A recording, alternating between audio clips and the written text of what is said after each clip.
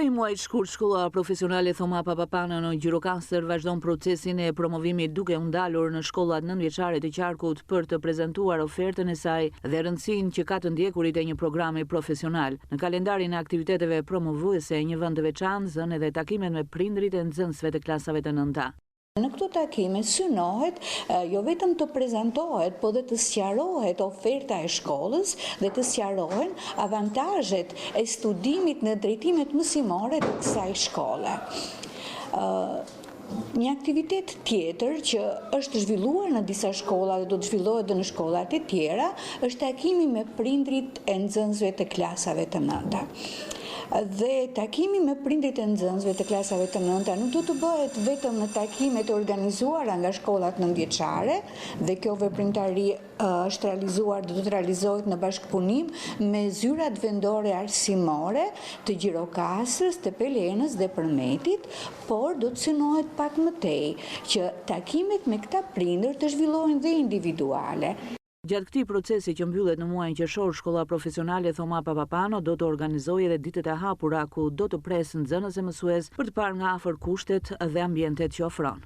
Ne organizojmë disa ditë të hapura, siç është dita e hapur e vajzave, siç është tregu i ideve dhe aftësive profesionale pranë shkollës profesionale, dhe në këto ditë të hapura nxënësit e klasave të nënta zhvillojnë ambientet e shkollës dhe shikojnë se si zhvillohet praktika profesionale pranë kësaj shkolle.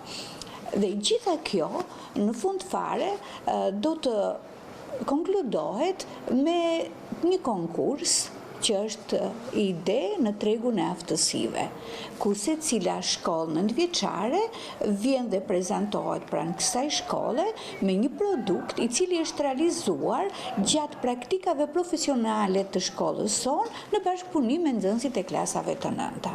Gjithë qëllimi i promovimit të arsimit profesional sipas drejtoreshës së shkollës Renata Puleri është nxënësit e klasave të nënta dhe prindrit e tyre të kuptojnë që arsimi profesional është një mundësi shumë e mirë, jo vetëm arsimi, po punësimi. Ta kemi një punësim të shpejtë. Nxënësit paisin me një kualifikim dhe ky kualifikim i bën ata që të jenë të gatshëm për tregun e punës. Pra, dhe një punësim në tregun e punës kuptohet që do të sjellë një rritje ekonomike të familjeve, pjesë të cilës janë këta fëmijë që vazhdojnë arsimin profesional. Për vitin mësimor 2025-2026, kjo shkollë do të ofrojë programet hoteleri turizëm, teknologji informacioni dhe komunikim, termohidraulik dhe shërbime në mjete transporti.